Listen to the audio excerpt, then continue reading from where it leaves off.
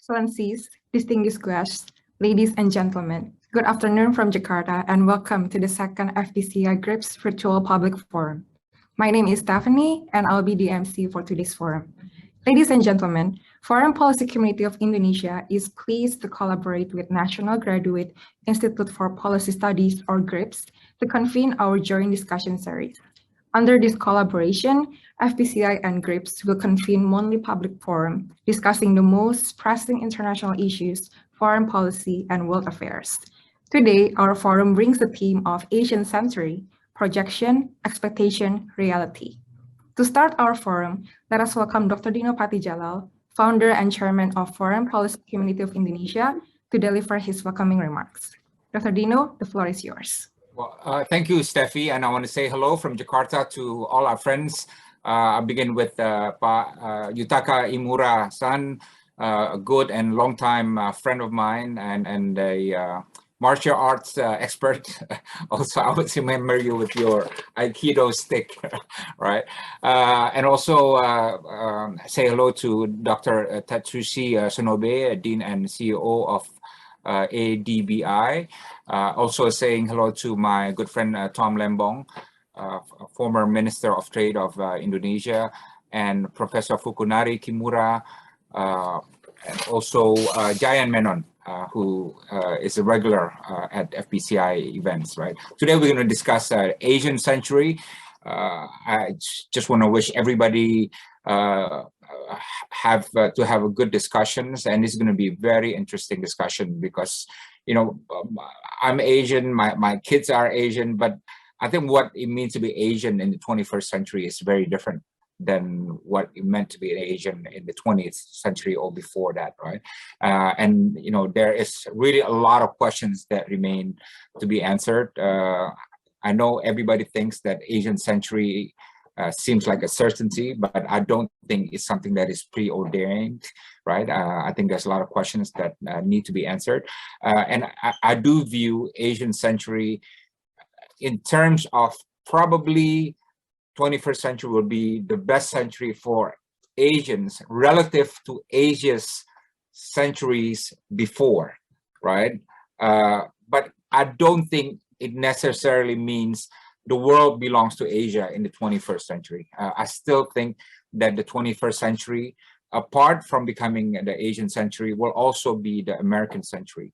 The Africans say the 21st century will be the African century, and I think they have a good, you know, reason for saying that. And the Latin Americans are saying that 21st century is a Latin American century, and they also have reason for saying that. Even Europe says, hey, don't count us out, you know, we don't belong to the past, you know, we still belong to the world of the future. So I think what is unique about the 21st century is that it can be everybody's century. I think the century where everybody will reach their best progress to date so far. I think for Indonesia, that will be true. You know, in the 21st century, Indonesia will be 100 years old in 2045, and we expect that to be the best version of Indonesia ever compared to any previous era that we've had in the past. And I think that's going to be true for the rest of Asia as well. But let us not fool ourselves. There's a lot of problems that we face. There's a lot of divisions. There's a lot of gaps. The architecture remains, you know, not solid. Yeah, I'm talking about the political and security and economic architecture, and so on and so on. So all this we're going to discuss in the next hour or so. I just want to wish everybody thank you for being here. Thank you to GRIPS for being a partner of FPCI, and I wish you all the best. Yeah. Thank you.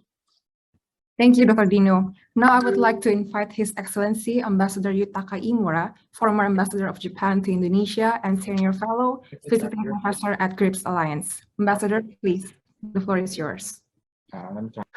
It is a great pleasure for me to join you today for the second public forum of FPCI and GRIPS. I'm also honored to work with my old friend and FPCI chairman, Dino-san, Dr. Dino Patijalal, to organize and conduct various events aimed at promoting mutual understanding in the international community. Incidentally, I worked with Dino-san to strengthen Japan-Indonesia friendship in early 2000s, when he was an assistant President Yudhoyono, and I was a Japanese ambassador to Indonesia. Almost 20 years have already passed since then. I'm delighted that our long friendship has led to the joint projects. At that time, ASEAN countries were in the process of difficult efforts to overcome the effects of the 97-98 Asian economic crisis and to get back on the track of economic growth. Indonesia in particular had undergone political upheavals as a result of the economic crisis and had ended its previous era of development dictatorship, so-called development dictatorship, and had begun to embark on a path of democratization. Also, when I was ambassador, there were frequent terrorist attacks by Islamic extremists in Indonesia and a major earthquake and tsunami in Aceh. Japan, as a friend of Indonesia, provided massive economic assistance as a friend of Indonesia.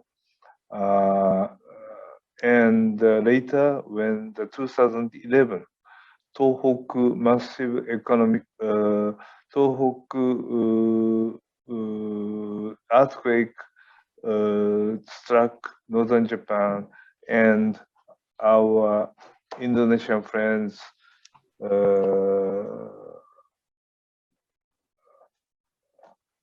sorry, I'm trying to find our Indonesian friends provided assistance to the affected areas in return. This is a kind of friendship that binds Japan and Indonesia, as well as with the countries of Southeast Asia. Actually, in 1972, just after the Vietnam War, the Prime Minister Fukuda announced the basic line of Japan's foreign policy toward ASEAN in a speech in Manila, in which he stated that Japan and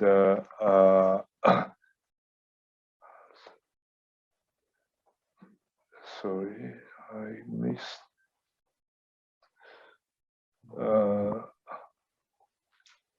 Japan and ASEAN were equal partners, and Japan would contribute to the peace and the prosperity in the ASEAN region, and that it would build a relationship of trust with ASEAN countries through heart-to-heart contacts.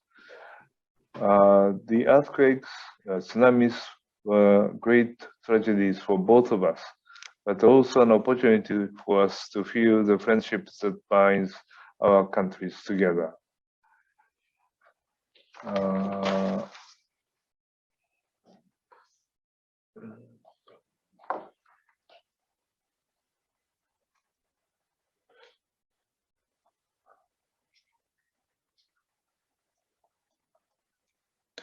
The theme of today's forum is the Asian century, and as we enter the 21st century, Asia has become the engine of the global economy, but we are confronted with so many challenges to overcome to ensure that Asia must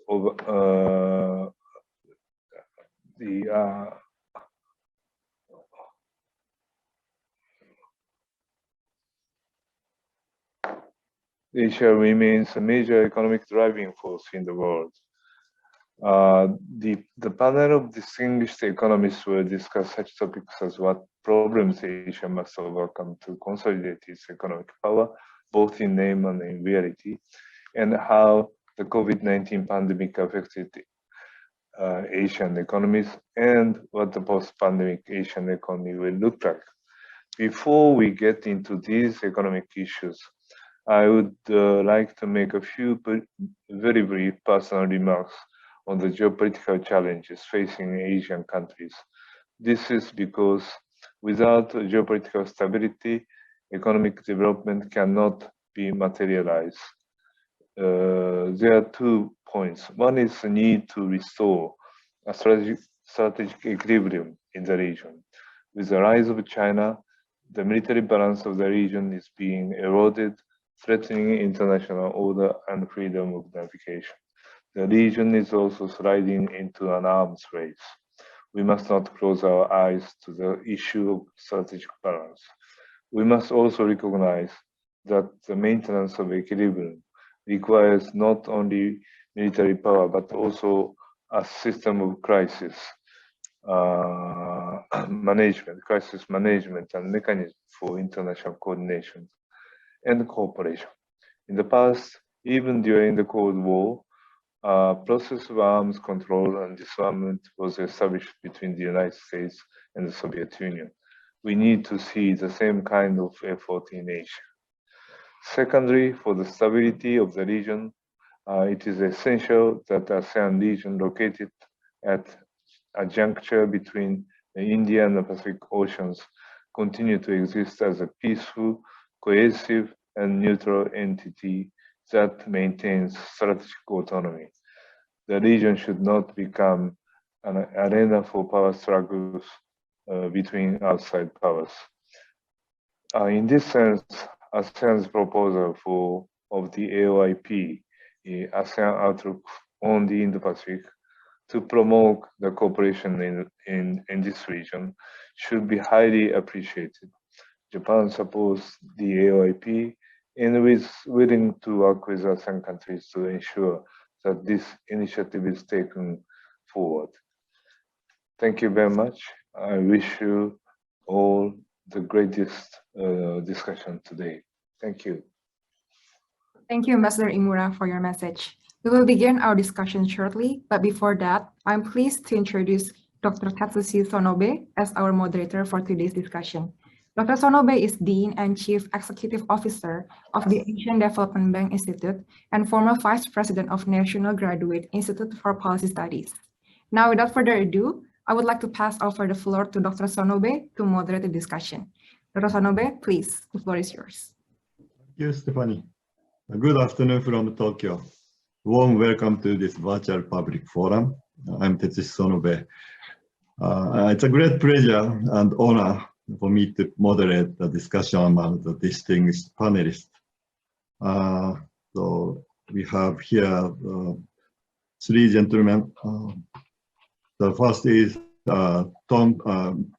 former Minister Tom Torikashi Lembong, now the chairman of Indonesian Investment Coordinating Board, and previously Indonesian Minister of Trade.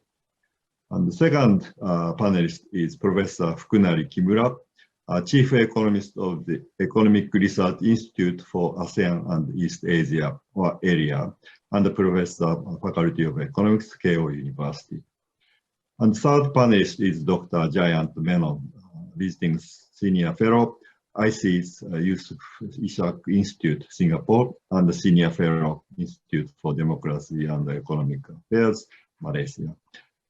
Now, I will start asking three questions, preset questions to three panelists. So there will be 9 answers. So it will take about 45 to 50 minutes. And then after that, around 3 p.m. in Jakarta time, the floor will be open. So please don't hesitate to write your question in chat box.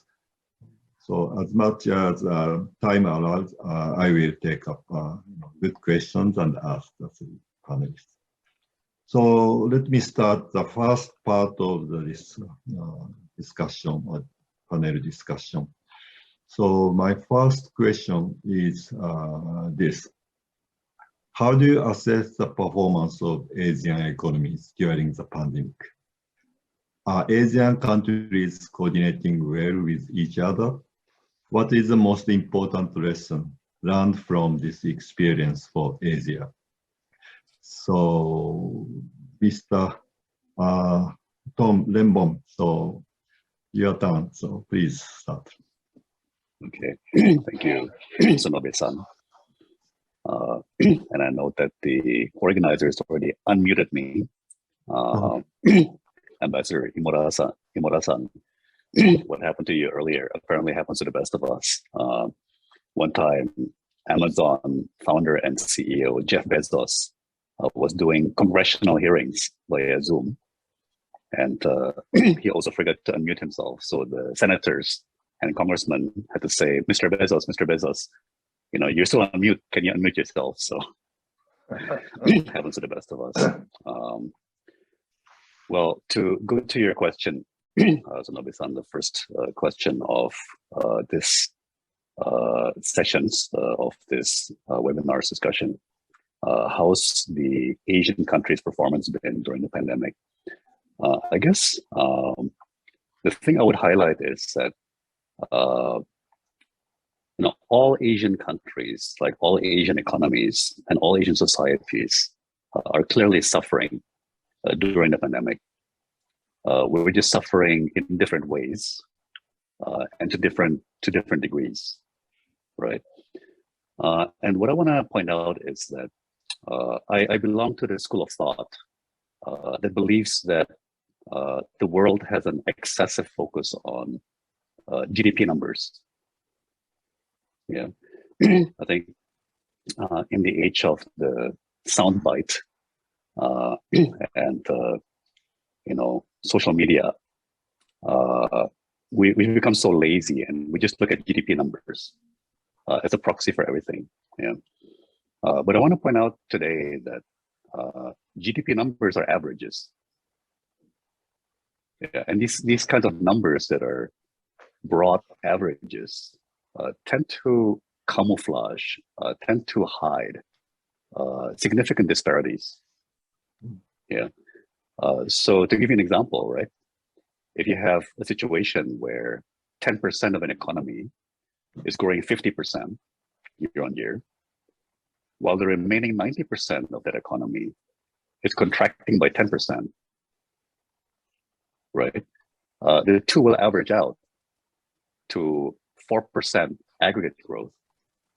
And it will seem quite okay, right? 4% sounds very healthy, but it's masking a situation where really a small percent of the economy, a small portion of the economy is growing tremendously, while the vast remainder of the economy is actually contracting significantly. Yeah. And so, for example, Indonesia is benefiting tremendously from the sharp increase in commodity prices over the past 1 year. And so sectors such as palm oil, you know, coal mining, even agricultural commodities are enjoying, you know, very robust growth. But the service sector accounts for 55% of our GDP. And clearly it's suffering from the numerous mobility restrictions and the numerous lockdowns, right? So I would caution that the seemingly resilient GDP numbers actually are hiding significant disparities where, you know, significant segments of the economy are suffering tremendously, while only certain sectors of these economies are thriving at the moment. And the longer these disparities continue, the greater will be the scar, right? The scarring suffered by these economies over the medium to long term. On the question of the most important lessons of the pandemic, right? I would highlight that I think, in a word, what's been absolutely critical and the major differentiator between the success and failure of different countries in managing the pandemic, I would encapsulate it in one word, and that's professionalism. Yeah. So we've seen varying degrees of professionalism among the different countries, and we've seen different degrees of professionalism between democratically elected governments and autocratic governments. So I don't think that we can say that autocratic governments have done a better job or that democratically elected governments have done a better job. I think it's all come down to professionalism. Yeah. So regardless of the political system, the more the government and political culture of a country is able to professionalize the pandemic response, like the better that country has fared. But the more that the government, irrespective of its structure, right, and the more the political culture of the country has tended to politicize the pandemic, the worse has been the performance of that country. Yeah. So again, I think we have a diverse spectrum of types of government, from the single party rule or autocratic regime to democratically elected. But in a situation like the pandemic, and I think this will probably apply to other scientifically intensive crises, like the climate crisis, like the more these issues can be professionalized, the more the management of these issues can be professionalized, the better the performance.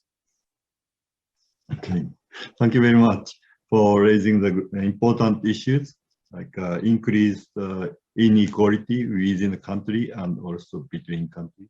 And the disparity between countries may be closely related to professionalism, which may be related to the political culture. Yeah, so thank you very much. And now the same questions, Professor Kimura, please. Thank you very much, Excellencies, ladies and gentlemen. It's a great honor for me to be here. I think Asia was performing relatively good under COVID-19. Certainly, COVID-19 was a really big challenge for everybody. But if you see the whole world, the economic performance is relatively good in Asia. When I say Asia, that includes Northeast Asia and Southeast Asia, actually. But certainly this is so-called a K-shaped recovery. Some sectors are having a really, really tough, say, in case of tourism or on-site services, and to some extent transportation, they had a really, really tough time, and still under tough time. But the tradable sector is relatively good, and then the more, certainly we had a big trade drop, both in goods and services, but the services were affected some more heavily, actually. So that's what we observe. But what I'd like to highlight on is the performance of global value chains or international production networks. Many were worrying about the future of global value chains at the beginning of the COVID-19 shocks. So that started from negative supply shocks. Initially in February 2020, imports from China were suddenly stopped, and we got a sort of a really big negative supply shocks. And then after that, we have positive demand shocks for masks and other personal protective equipment. We were going to be a sort of panic. But actually, those two shocks were gone relatively soon. Trade resumed very quickly in a month or two, actually. Then after that, we were worrying about big negative demand shocks coming from the worldwide recession. But the worldwide recession was not really coming because many countries are doing a very aggressive mitigation policies, and unprecedented mitigation policies. So financial sector survived, and also the asset markets were not collapsing, actually. So the negative demand shocks were there, but relatively light. Then actually East Asia is having a positive demand shock on computers, dishwashers, and others. Those are coming from COVID-19.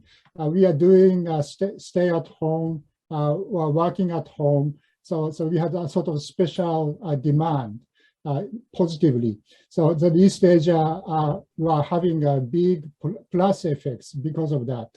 So I think because of those, at the end, we observed that production networks, particularly in a really sophisticated motion by machinery industries, were robust and also resilient. So some people like journalism at the beginning of the pandemic, said the Economist wrote in May 2020 that the globalization will be ended now.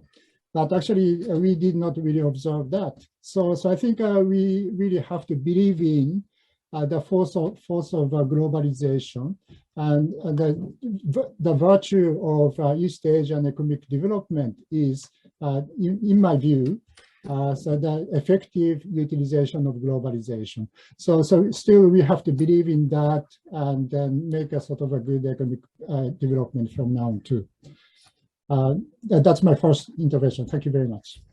Thank you very much for again raising an important point of the kind of importance of the global division of labor and the tradable goods coming. So there are again the big disparity across sectors. Which some sectors have the very terrible negative shocks, but some sectors have the special demand surge.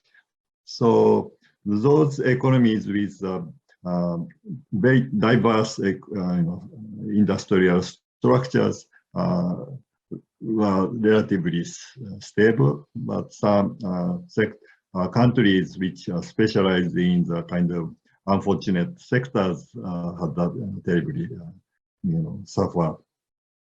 So, but the global transaction is very important. That's an important lesson from this experience.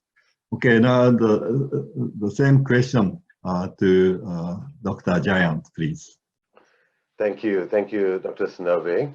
So I think I'll have to start by agreeing with my co-panelists who have, I think, very clearly explained the performance of Asian countries in sort of dealing with the pandemic individually. And I think the economic recovery in this region is on track. And I think Delta or Omicron or even the next variant will not really derail recovery.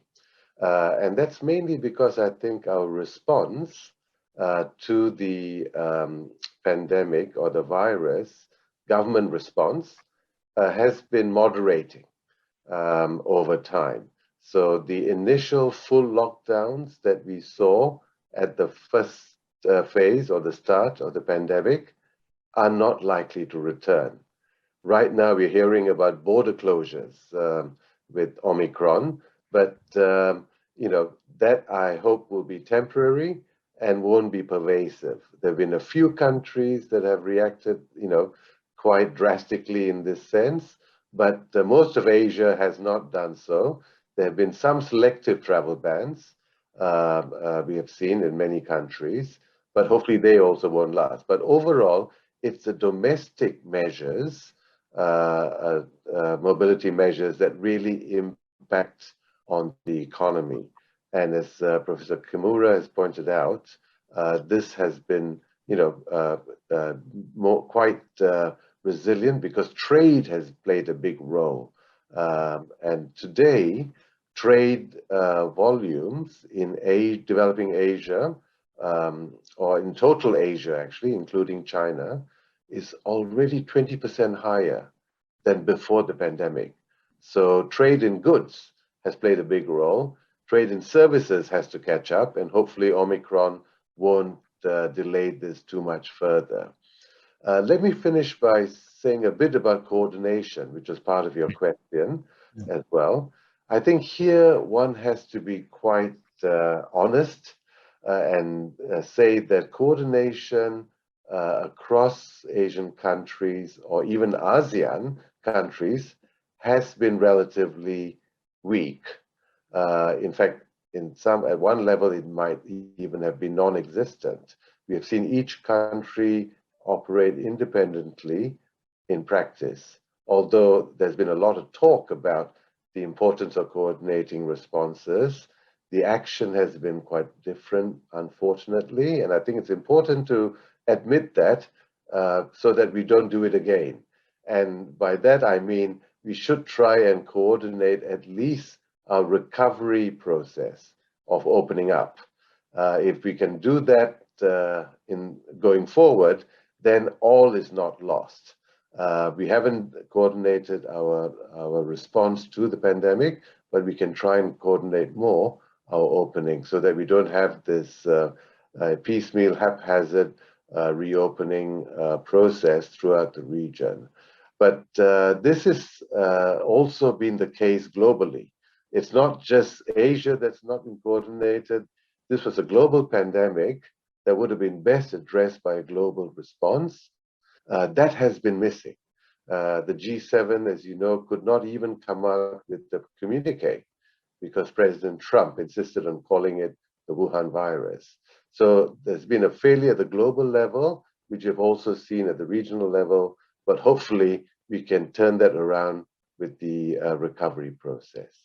So let me stop there and turn it back to Dr. Snow. Thank you very much, Dr. Jayant. So each country's government did an excellent job in the containment and then also the fiscal and also the financial stabilities and keep trade open. It was good.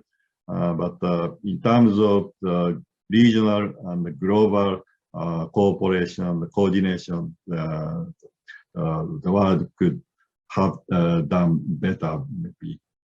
That's Dr. Jayant's assessment. Now, let's go to the next question. So next set of questions is about the medium-run projection for the next 10 years.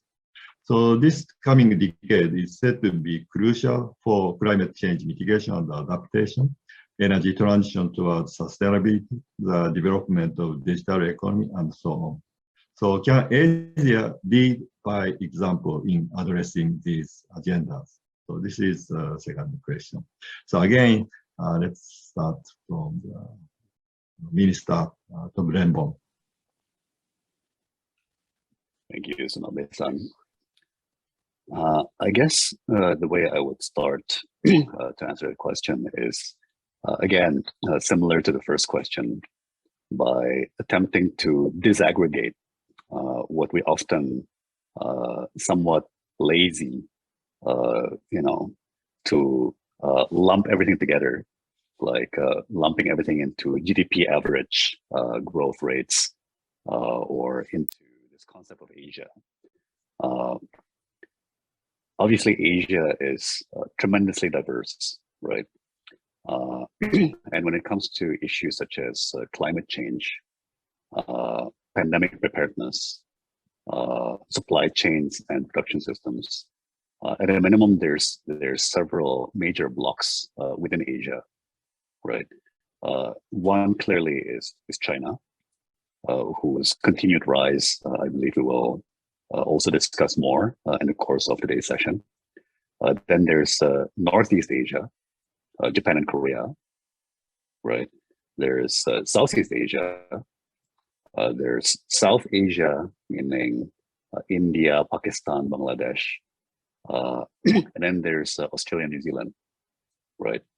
I guess it's fair to say that each block will lead or fail to lead to varying degrees, right? I think we're going to see a lot of leadership and are already seeing a lot of leadership from certain countries and certain blocks. And we're certainly seeing a failure of leadership from many other countries, around Asia. I think when you take it all together, it averages out to quite a positive overall leadership position. Yeah. So meaning Asia will contribute very significantly, very meaningfully to the major issues of the 21st century, such as climate change, public health, pandemic preparedness, inequality, ecology, and so on.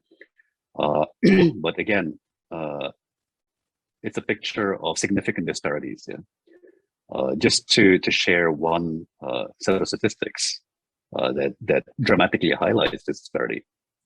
Just one country, namely China, currently produces 90% of the world's solar panels.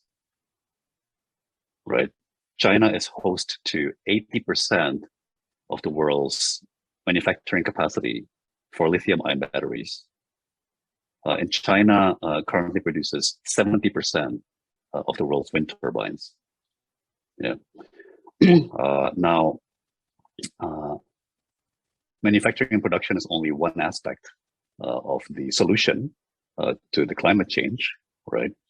All of us have a corresponding obligation and requirement to invest and install renewable energy capacity. Yeah, so we can all lead in different ways as producer and alternatively as consumer of, for example, climate solutions. And there again, even on the consumer side, right? So clearly on the production side, countries like China, Korea, Japan are leading in the production of renewable energy technologies, renewable energy equipment. But the rest of us have a significant role to play in purchasing and installing these technologies, right? But again, you have major disparities, right? So I see significant leadership on the part of China, countries like Vietnam and even India, right? But I see many other countries lagging. And again, I think overall, Asia, even by dint of its sheer size, will have a major role to play. But again, I think there's quite a spectrum from those who are very front and center and those of us who are lagging behind. Thank you very much, Tom. So if the Asian leaders can have a very nice coordination and division of labor in the innovation power, then Asia will be able to lead the world in the next 10 years at least. Okay, thank you very much. And now we are about in the real middle of this first session. So after this, we will have a Q&A. So all the participants, please, whenever important question come to your mind, please write question in the chat box. Thank you very much. So now the same set of questions to Professor Kimura. Thank you. In the coming 10 years, certainly we are having a number of challenges. So from the viewpoint of international division of labor, or other way to say that newly developed and developing countries can attract, say, some production activities continuously, I think we would have 4 challenges. Those are interrelated, but a little bit separate issues. One is still COVID-19. Still, it's not ended. We have to get out of that somehow. Second, geopolitics. This is not a forum of talking about politics, but I have to mention that to some extent. The third, digital technology. That would change fundamentally the way of doing in international production networks. The fourth is environmental concern. So the first one, so COVID-19, we still cannot move, persons cannot move freely, but business links survive somehow, but we cannot really continue this forever. So now communication technology can substitute the people's movement to some extent. That was a big experiment, but how we can resume that's a good production system continuously, and that's a challenge certainly. Still, we are having a sort of peaks of pandemics, infection, and also the new mutants are coming. so I think that's certainly a challenge.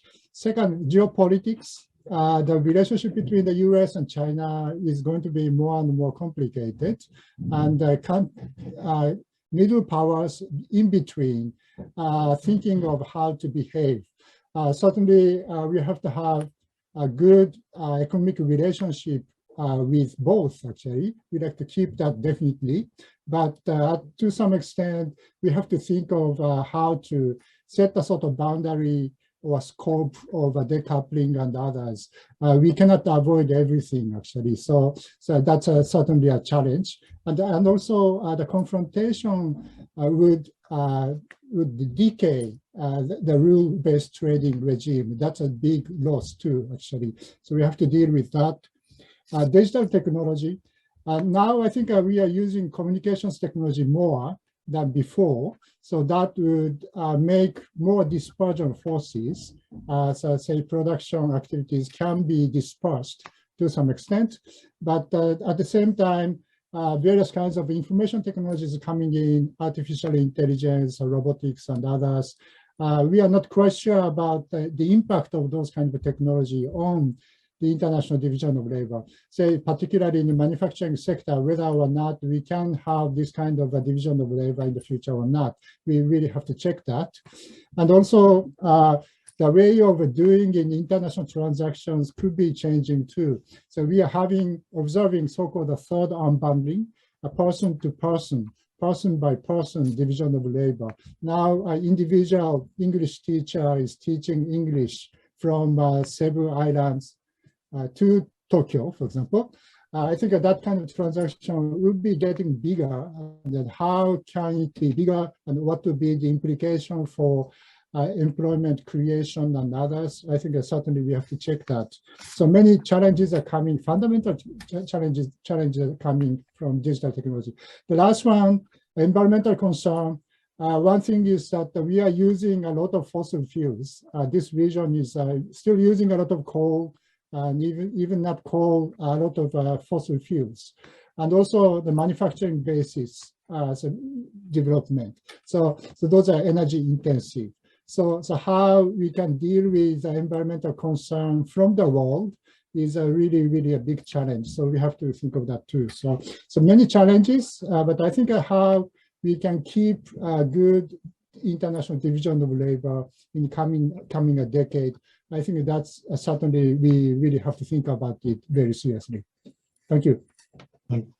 Thank you very much, Professor Kimura.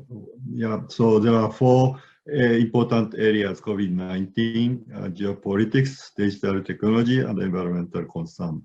And many of these are, at least three of these are about kind of global issues that requires close coordination among countries, but even digital technology. So not just innovation itself, but how to use the new technology is very important. How to share the benefits from it is important. So I think next decade will be also the decade for the diplomats. So Ambassador Imura, so you will be busy again. Okay, thank you very much. And then the same questions to Dr. Jaya. Thank you, Snave. So I think being the last speaker, most of the key points have been made. I think these mega trends that we're discussing, environment, digitalization, and so on, are going to be pressing issues as we go forward. So the challenge is made more difficult by the pandemic. So we are starting off on the back foot, if you like, because the impacts of this pandemic will linger for a long time. The real impacts, the increase in inequality that Pak Lembong mentioned, and the reversal of decades of progress on poverty in many countries, are things that have been added on by the pandemic. And so we're starting off on the back foot, but we have so much work to be done anyway. So a lot of these trends were there even before the pandemic, but have been made worse by it. My biggest fear is that the anti-globalization sentiment that has found new fodder with the pandemic will limit our ability to deal with these challenges going forward. So the rise in the barriers on, say, capital and labor mobility that we have seen in the name of the pandemic and health safety may last a lot longer than they need to be around. So once we declare this pandemic over, it's going to be difficult to dismantle some of the restrictions that have been increased because of the pandemic. And that's because of the rise in anti-globalization sentiment. So to deal with these mega trends and mega challenges, we need to keep borders open. We need to keep factor mobility back to where it was before the pandemic, because the adjustment costs are going to be quite high for quite some time. So I hope that we can resist the temptation to look inward and keep globalization moving forward, because otherwise the costs will be a lot higher than they need to be. Thank you. Thank you very much. So Dr. Jan said, keep going on toward further globalization. So there will be interesting question relating to that point. So in the chat box, so in the Q&A session, I will ask that question to you. Okay, thank you. Then let's move on to the third question, which is a bit abstract, but because the title of today's forum is Asian Century. So let me ask this question. So many people in the world have already said that we are entering the Asian century. But how do you define Asian century? How do you respond to the expectation of many people in the world about Asian century? Okay, again, Tom, your turn, please.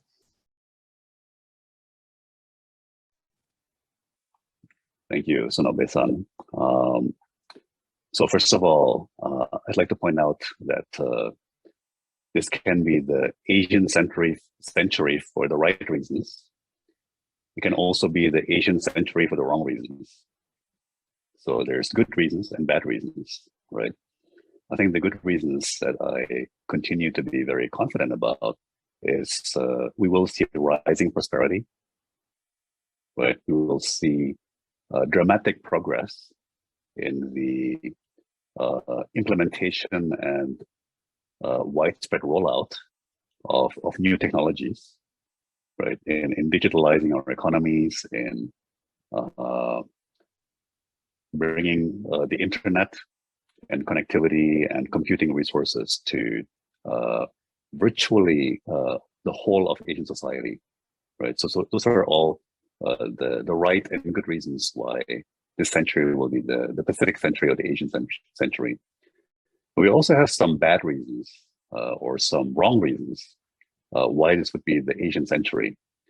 And here I want to highlight what Ambassador Imura early in the session carefully touched on, which is the military balance.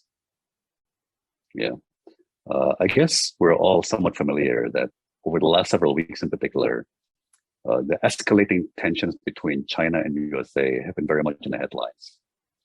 Yeah, and I will not go into too much detail right now, unless in the Q&A we decide to do so. But it's fair to say that other than perhaps Ukraine, where Russian troops are currently accumulating in an alarming way, I guess Asia is also host to the major flashpoint, namely Taiwan, right?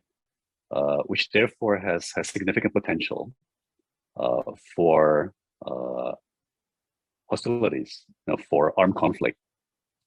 And here I want to cite the former Treasury Secretary of the United States, Hank Paulson, who commented in the recent Bloomberg New Economy Forum in Singapore that great powers never desire to actually go to war, right? They stumble into it. Yeah. Another great phrase that I saw recently in some articles is that China and the USA are sleepwalking into a war, right? But unfortunately, we're potentially in a situation where for the first time since the Cold War, we now can no longer take peace for granted. Yeah, I think it will require significant diplomatic efforts on the parts of all of us to de-escalate and to prevent a situation where the two great powers in the Pacific, China and USA, sleepwalk into an armed conflict. Yeah, but aside from that, I think for the aside from the good reasons and the bad reasons why Asia will be at the center of the century, I think I do want to amplify again what Professor Jayant mentioned just now, which is the rise of anti-globalization sentiment. Yeah, and I want to connect it to something that Professor Kimura-san mentioned earlier, which is that during the pandemic, the key sectors that have been performing very, very well are the tradable sectors. Yeah, so ironically, we're becoming more reliant on the tradable sectors at the same time as we have rising protectionism and rising anti-globalization, right? So I think if you ask me today, in my view, we're currently losing it, right? The Asian century is slipping from our fingers. But I'm confident that we will take it back. I'm betting that as the pandemic recedes, reopening and restoration of trade arrangements, of efforts to smoothen trade and to facilitate trade will resume, and it will restore us to the Asian century. Okay, thank you very much. So although the world facing the kind of problem of escalating tension between the big economies, but Asia is likely to have Asian century in terms of prosperity. But as Tom already emphasized, there are kind of problem of increasing inequality. So these days, so prosperity means not only the economic prosperity, but we also have to pay attention to the social and environmental prosperity. And any movement which seems to be good, like globalization, any progress in globalization can cause both kind of winners and create both winners and losers. So that's why there are always problem like as we go further to globalization and then more dependent on the international trade, then there are more increasing kind of sentiment of anti-globalization. So it's always difficult for politicians. Okay, so the same question to Professor Kimura. Yeah, thank you very much. I think I share the views from Park Tom and also Jayan a lot. In the past 3 decades or so, East Asia, including Northeast Asia and Southeast Asia, were having a tremendous economic growth. At the same time, a very quick eradication of poverty too. So I think that was really a great aspects of East Asia. Particularly from the viewpoint of outsiders. So we have to continue working on that. Maybe 3 things are needed, overlapped with things that are suggested by other panelists. The first one is the effective utilization of globalization forces. So that includes technology. I think we have to really fight against the anti-globalization sentiment. We really have to look at the sort of a good feature of globalization. At the same time, certainly we have to have some backup. So from the viewpoint of inclusiveness and sustainability, maybe the market forces cannot take care of everything for those. So certainly we have to need some backup, but that's very important. Second is that we really have to utilize a private dynamism. So, our economic growth is really led by private people, private sector, rather than the government. So I think in order to have a good private dynamism, we have to maintain peace, both domestic and international, and also the rule-based trading regime and stability of macroeconomic policy. I think those are certainly important. The third is we have to enhance, develop regional cooperation more, particularly the coalition of middle powers between superpowers. I think the superpowers can have some discretionary policies sometimes because they are not afraid of retaliation, actually. But the middle powers need rule-based trading regime, stable economic environment. So I think we have to develop regional cooperation more, and that would connect to the global governance too. Those are my interventions. Thank you very much.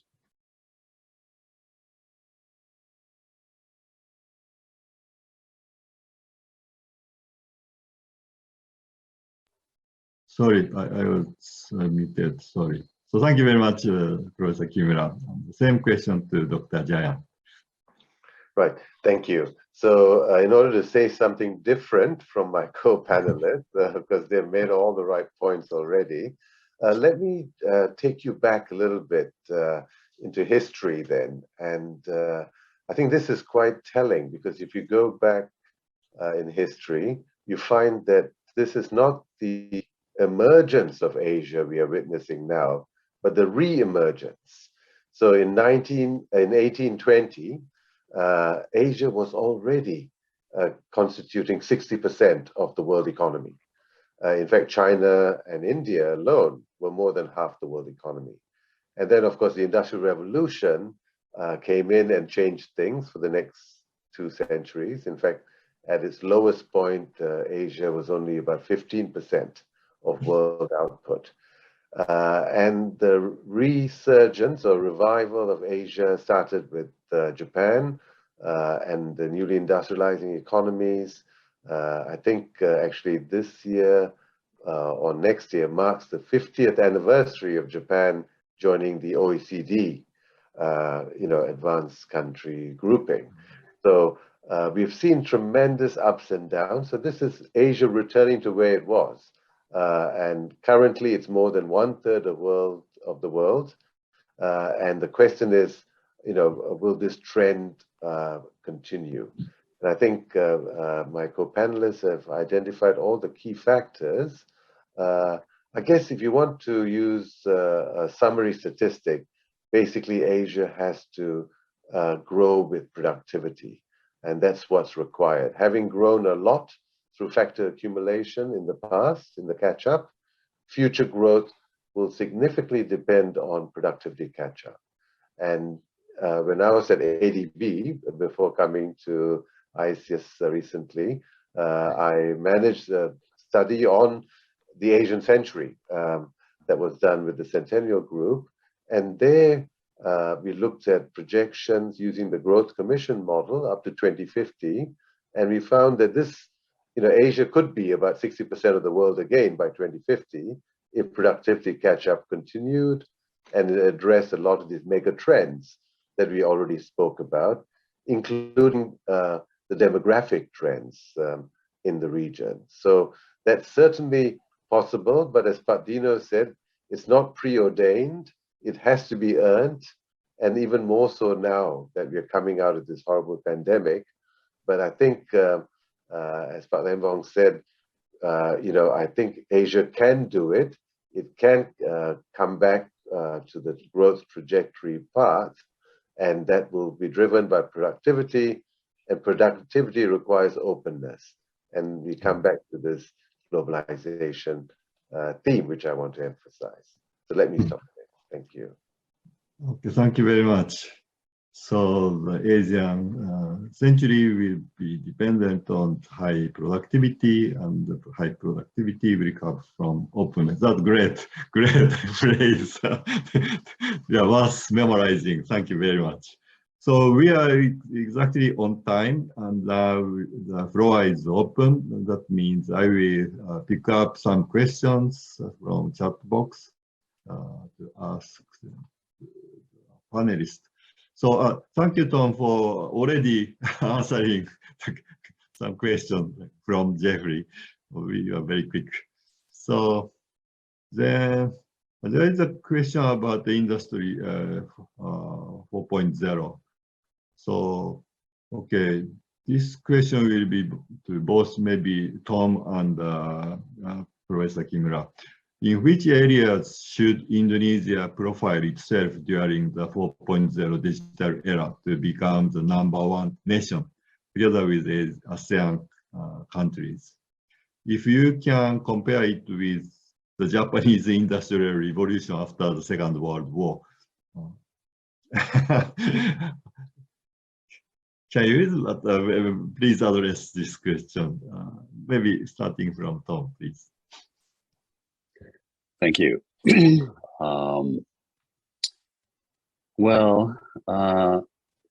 The post-pandemic era is not going to be quite like the post-World War II era, where essentially Japan reindustrialized and eventually came to dominate sectors such as shipbuilding, then electronic appliances, automotive, and so on.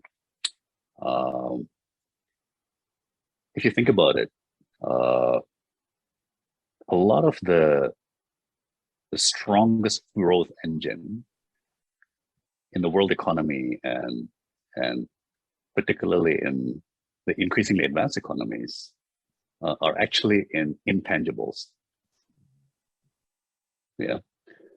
So I know that manufacturing is incredibly important, right? And that technology and hardware is incredibly important.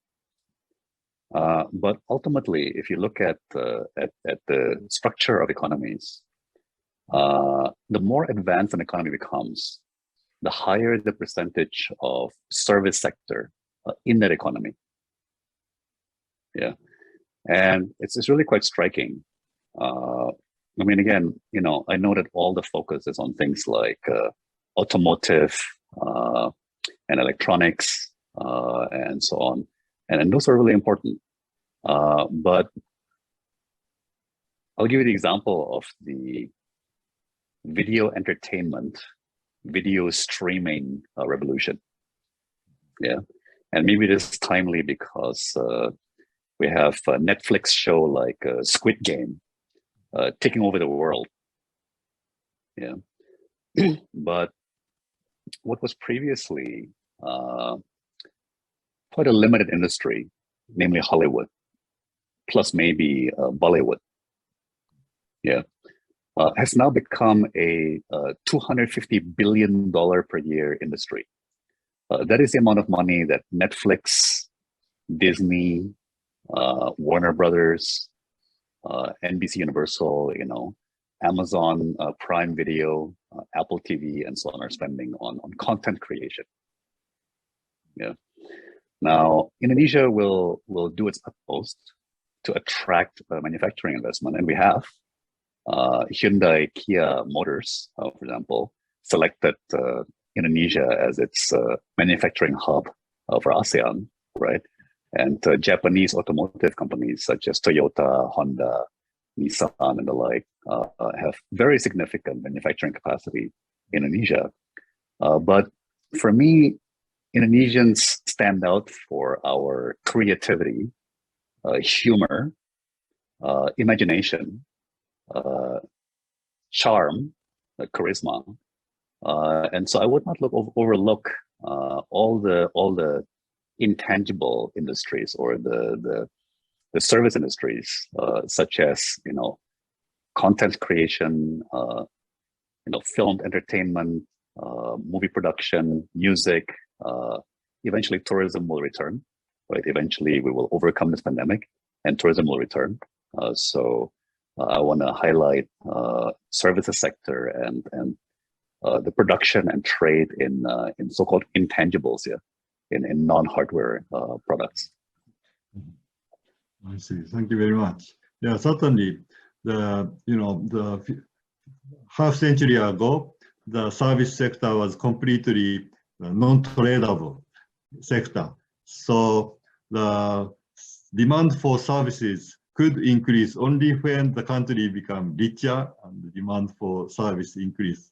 So that's why Japan have to rely on the development of manufacturing sector to get money from outside. country. But now, service sector is becoming also tradable sector, and then can export the services. And then, so there are more, opportunities for leverage the creativity of people. So yes, Indonesia can be #1 if they, really leverage their creativity. And then Kimura Sensei, do you have anything to add about this question? Yeah, whether or not we still need manufacturing sector or not, I think that's a big question. What will be the future of manufacturing sector with the digital technology? Say many digital related services are not in manufacturing right now. So they are doing disruptive tech innovation, jumping to a sort of new businesses, and manufacturing is not a very important part of that. But if we have some sort of a good merger, good collaboration between manufacturing sector with a really incremental innovation and digital industries with disruptive innovation, we have to think of some sort of overlapped areas over there.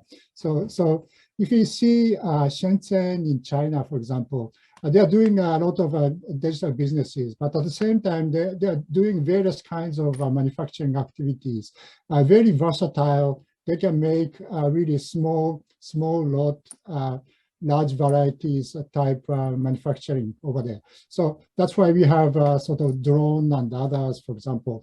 So I think that could be one possibility of a sort of collaboration between all the industries and digital technology. So in that line, I think Indonesia is really having a pretty good industrial base. The size is big, actually. So even if a trade pattern is not really like Malaysia or Thailand, but a lot of manufacturing activities are already in Indonesia.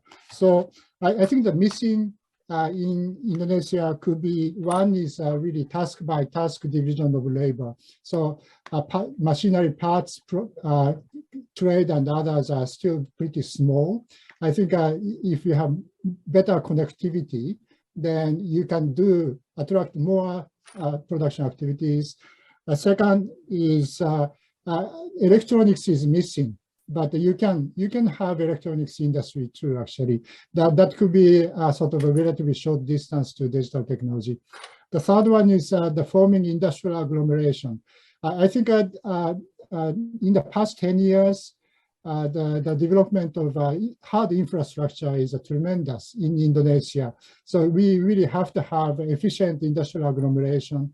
The local firms can come into production networks, having more technology transfer over there. So I think still Indonesia has a lot of potential in utilizing manufacturing for the next generation. So that's what I'm thinking. I see. Thank you very much. Now I'd like to read this question, maybe to Dr. Jayan. This question is from Lampadito. I'd like to raise questions for all the panelists, but I would like to ask this Dr. Jayan. So is it possible for Asian countries to integrate and form a regional organization like the European Union? Well, I think whether or not it's possible is a difficult question. Well, let me put it this way. I don't think they should try, and if they do form a grouping, it shouldn't be like the European Union. Asia has its own model of regionalism, which I think has worked very well. And the European experience is one that works for them, but doesn't necessarily have to be emulated in Asia.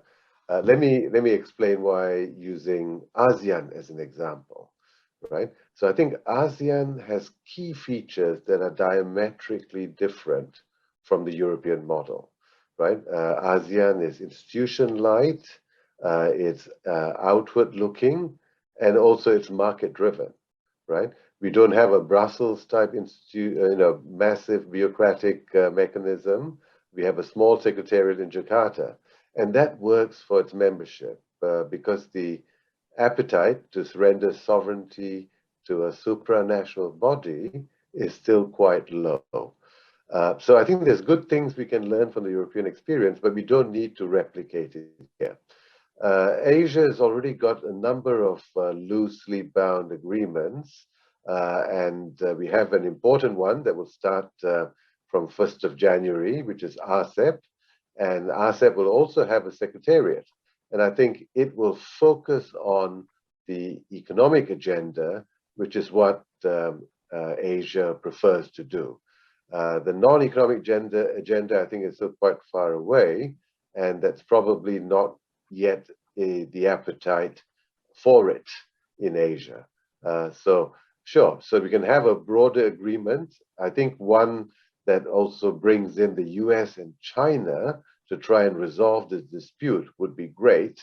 And APEC is the one agreement that brings them both together. But however we do it, we don't need to follow the European model. And I think there are special Asian approaches that have worked for our appetite right now. And that's the way we should go. Okay, thank you very much. Now I'd like to read this question from Dr. Christian Proberger, JCBIS Bangkok. So he seems to consider that India may be an interesting economic partner for Indonesia. So from this point of view, he asks, to what extent the Gulf of Bengal concept is a relevant focus for economic cooperation? Tom, can you handle this question? Absolutely, since it also touches on Indonesia. So I happen to be one of the people who believes extremely strongly in the prospects for India-Indonesia collaboration. Yeah, and I'll get to that in a moment. But I also believe in what Dr. Dino Jalal has heard me say many times before, which is that we're about to go into a period of what the Lowy Institute in Sydney calls the middle power moment. Yeah. So yes, all the media attention is on the superpowers, China and the USA. But whilst those two superpowers are attempting to resolve their differences, many of the middle powers, such as Japan, Korea, Indonesia, India, and many other ASEAN countries and other countries around the world, need to collaborate, need to work together to continue progressing our collective interests. Yeah. So in that context alone, I think India-Indonesia will be very important. I believe that by default, India will be kind of a leader in South Asia, right? Whereas Indonesia will be kind of a leader in Southeast Asia. And so a strong India-Indonesia partnership could bring together South Asia and Southeast Asia, which I think would generate significant synergies. Yeah. Now, the other thing that needs to be highlighted in this FPCI-GRIPS forum is the increasing sense around the world among think tanks and policy institutes that multilateralism is declining very sharply. Yeah, so organizations like the WTO, right, and frankly, even WHO is struggling, right? Many countries are going their own ways, and what appears to be trending now is what more and more people are referring to as minilateralism. So agreements between 3 countries, agreements between 4 countries. Yeah, so it's spontaneous groupings between a handful of countries on issues of common interest or areas where together they can progress certain issues. For example, agree certain common standards, or agree to collaborate. I remember after the 2008 global financial crisis, Japan, Korea, and China got together. And the three finance ministers of Japan, Korea, and China made a joint announcement that they will collaborate on currency matters, on monetary policy, right? And so I think bilateral, trilateral, and quadrilateral arrangements, for example, India, Indonesia, or say India, Indonesia, and Japan, right? Say Japan, India, Indonesia. To give you an example, India is a huge producer of pharmaceuticals, particularly generics, and now we've discovered also of vaccines, right? Japan is on the leading edge. It's making significant progress in pharmaceuticals and biotech, right? And Indonesia contributes a sizable market to their potential collaboration, right? So, for example, Japan, India, Indonesia collaborating on pharmaceuticals and vaccines and healthcare, right? That would seem to me to be an example of a very promising collaboration. Actually, when I persuaded Hyundai Motors to choose Indonesia as its production hub, I promised them that I would eliminate import duties on automotive imports from India. Why? Because I realized that Hyundai and Kia had just completed massive factories, factory investments in India. Yeah. So I promised them that they could synergize their factories in India with their future factories in Indonesia by having smooth and open trade in automotive components and even in whole motor vehicles between India and Indonesia. And that was ultimately what persuaded Hyundai to choose Indonesia, right? So again, that's an example of a trilateral collaboration between Korea, India, and Indonesia. And it happens to be that we have a big headache with India, which is we have a large and growing trade surplus with India. And it's making the Indian government angrier and angrier because we're exporting more and more palm oil and coal to India. So we have to import something back. We have to import something from India. We have to import more from India to balance the trade. So I think hopefully we will start soon with automotive imports from Hyundai and Kia factories in India. But again, I think the potential, for example, for pharmaceuticals and vaccines between India and Indonesia would be enormous. And for that matter, between India and ASEAN. Thank you very much. So, Dr. Jayan, with India-Indonesia partnership, how will it look like from to the countries like Malaysia and Indonesia?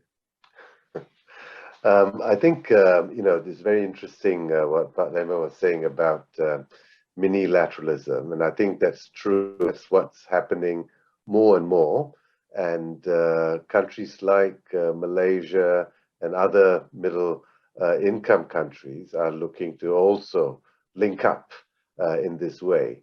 But I think all that is fine as long as we all move towards an eventual multilateral arrangement of these many minilateral accords. So we don't want a new noodle bowl of minilateral agreements developing on top of the FTAs that we have seen.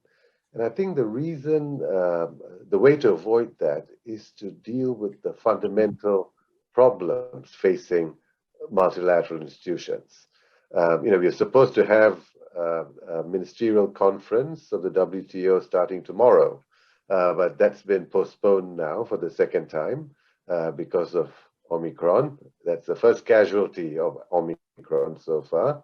But had it happened, or when it happens, we will still find that there's a lot of friction between the old, north-south divide coming out to play again. And that's because these type of institutions don't reflect the geopolitical realities of the current world. And this is why you've got like India and South Africa breaking away on certain important agreements from the other developed countries.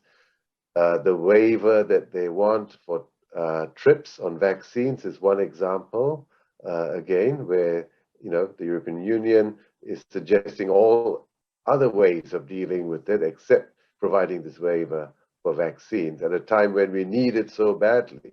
So we need to really fix this gridlock and this cause of the gridlock, which is this, not recognizing the true geopolitics.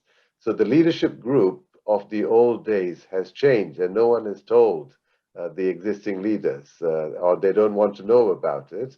And that kind of power imbalance, I think, needs to be rectified so that the minilateral agreements can build up towards a multilateral outcome rather than just continue to proliferate. And I think Malaysia and other countries would also benefit from that eventual movement towards multilateral deals. Okay, thank you very much for a great answer. So I think this will be the last question that I can take up. This is from someone, Mohammad Ayub Mirdad from Afghanistan. So he asks, when we are talking about Asia, it is certainly not only a few developed countries, but also other countries where they are suffering of war, economy, and humanitarian crisis, such as Afghanistan, Yemen, Syria, and so on. What these powerful Asian countries can do to solve the problem in the mentioned countries. Because we are talking about the Asian century, yeah, we have to be able to address this kind of question. So starting from Kimura Sensei, because we have only a few minutes, so very quickly, please. Yeah, I think economy cannot solve political problems directly. So certainly for humanitarian support and other things, so other countries can do many things. But political stability should be resumed by politics somehow. So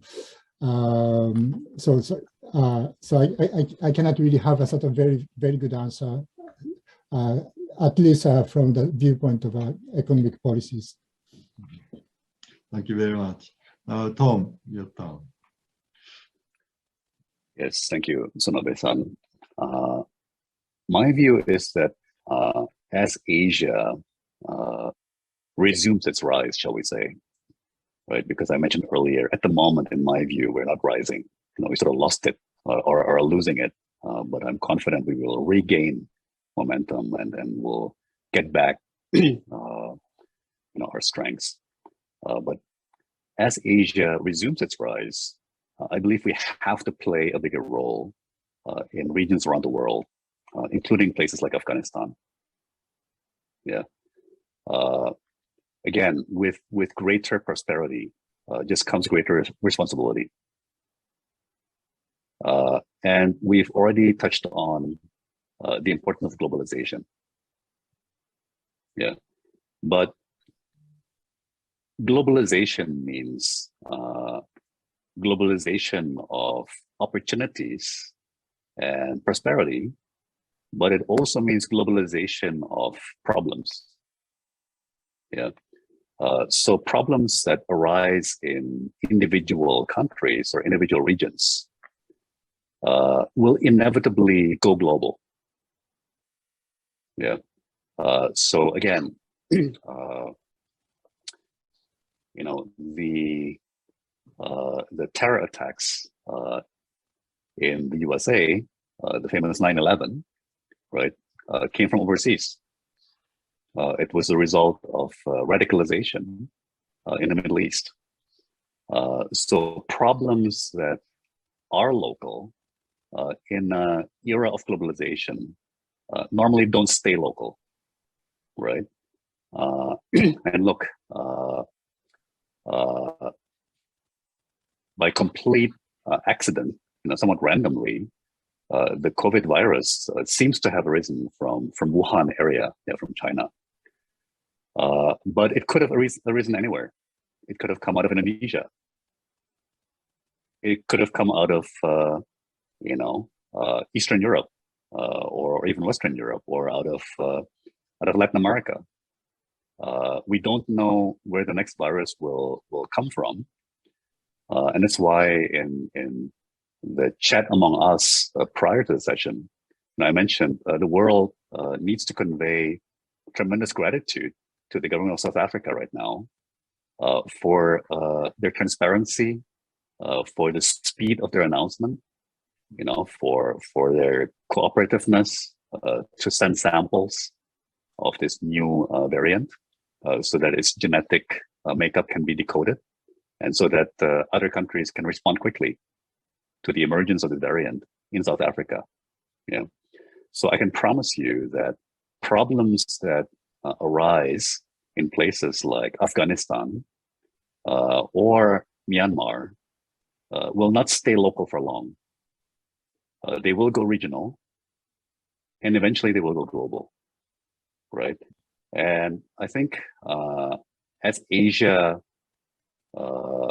obtains greater resources, right, as we benefit from rising prosperity, and as our influence increases, as our resources increase, I think we have a responsibility to assist where we can, starting with humanitarian aid, but also with things like scholarships, exchanges, opening ourselves to students, academics, tourists, to trade, trying to provide a market for exports from the poorer countries, and to mutual learning, sharing technology, sharing lessons and learnings. So I think that will become a bigger issue for us. Maybe not this decade, but I predict with continuing economic growth and a rising footprint in the world, I believe in the 2030s we will have to become more involved in regions beyond Asia. Thank you very much, Tom. And sorry, Dr. Jant, no time to ask you this question. But I think that we have had really fruitful discussions. So I'd like to thank all the participants, especially those who asked these stimulating questions. Thank you very much. And of course, thank you very much to the panelists. I think that all the participants will join me, thanking great panelists. Thank you very much. Now back to Stephanie. Thank you, Dr. Sonobe, and thank you to all our wonderful panelists for your very insightful analysis and message. Please give a round of applause or virtual reactions for our moderator and speakers for the fruitful panel discussion. Once again, we would like to extend our gratitude to GRIPS for co-organizing this forum. We also would like to thank all participants who have joined us and for your active participation today. The organizing committee will provide e-certificates to all participants, and you will receive it in your email after the event. We have now come to the end of today's forum. Don't forget to follow or subscribe to FPCI social media handles for more information about our activities, upcoming events, and programs. Thank you so much for tuning in. Goodbye, and see you at FPCI's other future events. Stay safe and healthy, everyone.